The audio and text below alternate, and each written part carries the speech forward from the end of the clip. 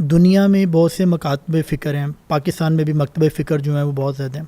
آپ کیا سمجھتے ہیں وہ کیا بنیادی نقطہ ہے جو کہ اہل تشیع کے مکتبہ فکر کو باقی مکتبہ فکر سے ڈفرینشیٹ کرتا؟ احسن، اچھا بہترین سوال ہے، بنیادی سوال ہے، اور مجھے توقع ہوتی ہے جو اینکرز ہیں پوڈ کاسٹ کرتے ہیں کہ وہ یہ اس قسم کے بنیادی سوال اٹھائیں، لیکن وہ بڑے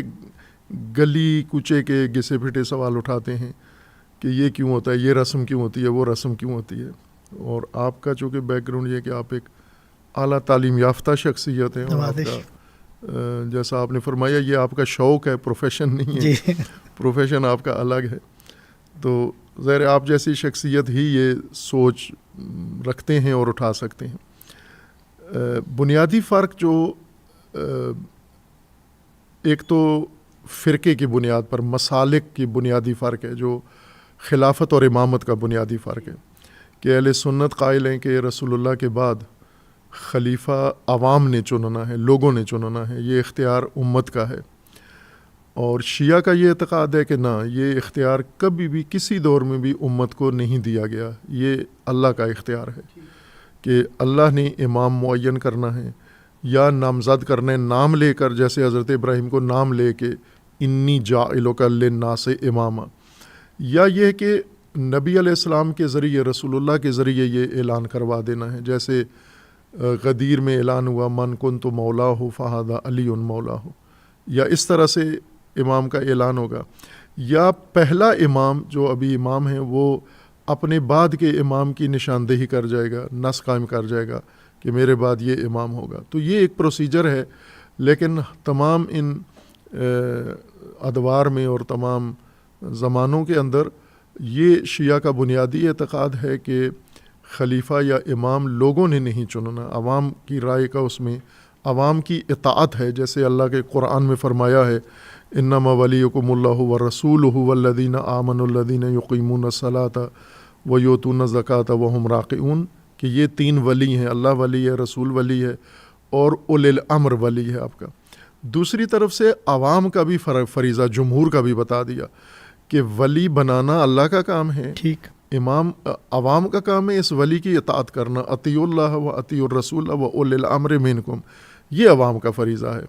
لیکن نامزد کرنا، منسوب کرنا، یہ اللہ کی طرف سے ہے. اللہ نے یا معیار بنا دینا ہے یا نامزد کر دینا ہے نام پر، نام لے کر، وہ مختلف صورتوں میں اعلان ہوگا اس کا. یہ ایک بنیادی فرق ہے. دوسرا بنیادی فرق یہ ہے کہ شیعہ اس امامت کے تصور کے امتیاز کے ساتھ ساتھ جو ایک بہت بڑی شیعہ کے پاس دلیل موجود ہے، سیرت موجود ہے، اور ایک پیچھے محرک بڑا موجود ہے، وہ ہے کربلا. حضرت امام حسین علیہ الصلاۃ والسلام نے جو کچھ اقدام کیا، قیام کیا، اپنے وقت کے فاسد، فاجر، ظالم اور غاصب حکمران کے خلاف قیام کیا، اس کی بیعت کا انکار کیا، یہ شیعہ کے نزدیک یہ سیرت حجت ہے. اہل سنت امام حسین علیہ السلام کی تعظیم بہت کرتے ہیں اور بڑا منقبت بیان کرتے ہیں، فضائل بیان کرتے ہیں، بہت کرتے ہیں، لیکن امام کے طرز عمل کو اپنے لیے حجت نہیں مانتے. وہ یہ سمجھتے ہیں کہ امام حسین علیہ السلام نے جو کام کیا اس کے بارے میں بعض مفتی خود شک ڈال دیتے ہیں انہیں کہ یہ ٹھیک بھی تھا یا نہیں تھا. لیکن شیعہ کے ہاں اس طرح کی کوئی تردید نہیں ہے کہ جو امام حسین علیہ السلام نے کیا وہی اصل راستہ ہے، وہی کرنا چاہیے تھا، سب کو وہی کرنا چاہیے تھا، اور آج ہمیں بھی وہی کرنا چاہیے. اور یہ بات مرحوم ڈاکٹر اسرار احمد صاحب نے، ان کا کلپ موجود ہے، سنا ہوگا آپ نے، وہ بھی یہی کہتے ہیں. وہ یہ کہتے ہیں کہ میں 2 سال تک اس موضوع پہ سوچتا رہا کہ صدیوں سے اہل سنت کوشش کر رہے ہیں نظام خلافت قائم کرنے کے لیے، ان کے پاس سرزمین بھی ہے، مملکت بھی ہے، اکثریت بھی ہے، حکومتیں بھی ہیں، لیکن نظام خلافت ان سے قائم نہیں ہو رہا. اور ایران نے پہلی کوشش کی اور نظام امامت قائم کر لیا. تو ڈاکٹر اسرار احمد فرماتے ہیں کہ میں 2 سال اس پہ سوچتا رہا اور آخر کار میں ایک نتیجے پہ پہنچا کہ یہ کیوں ہوا، یہ کیوں کامیاب ہوئے اور ہم کیوں ناکام ہیں. تو انہوں نے کہا کہ بڑی وجہ کربلا ہے کہ شیعوں کے پاس ایک ایسا ماڈل موجود ہے جس کو وہ فالو کرتے ہیں، جو انہیں میدان میں لے آتا ہے، وہ حکومتوں کے خلاف اور ظالمین کے خلاف، سب کنورج ہو جاتے ہیں. اور سنیوں کو یہ بتایا گیا ہے کہ جو ایک دفعہ حکومت میں بیٹھ جائے تو آپ نے اس کے خلاف بولنا نہیں ہے، آپ نے اس کی اطاعت کرنی ہے، آپ نے اس کو فالو کرنا ہے. تو کہا کہ یہ بنیادی فرق ہے. اور ساتھ انہوں نے کہا مجھے پتہ ہے کہ آپ کو اچھا نہیں لگے گا، اپنے فالوورز کو کہتے ہیں، لیکن یہ حقیقت ہے اور یہ بالکل بڑا ایسا. راز انہوں نے واضح کیا ہے.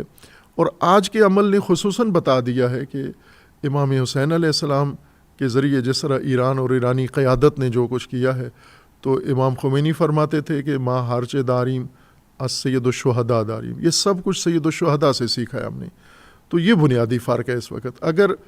اہل سنت بھی ٹھیک ہے جو بھی ان کا نظریہ ہے، لیکن امام حسین علیہ السلام تو مشترکہ میراث ہیں سب مشترکہ میراث ہیں، انسانیت کی. اور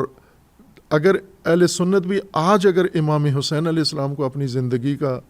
اپنی تحریکوں کا اور اپنے اس عمل کا ماڈل بنا لیں، ایک نمونہ چن لیں، تو میرے خیال میں پھر مسلمین کو کسی میدان میں شکست نہیں ملتی. یہ ایک بڑا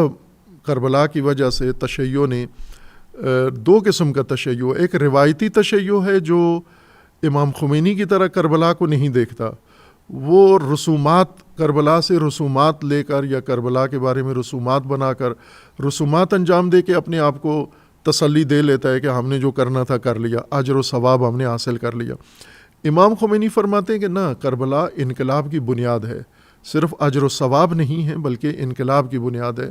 اور ایسا ہی ہے، یہی انقلاب کی بنیاد حتیٰ غیر مسلم بھی کربلا کو اپنے لیے نمونہ عمل سمجھتے ہیں کہ جب تک ہم ظلم و ستم کے خلاف قیام نہیں کریں گے، آواز نہیں اٹھائیں گے، تو ہم اپنے حقوق تک کبھی بھی نہیں پہنچ سکتے.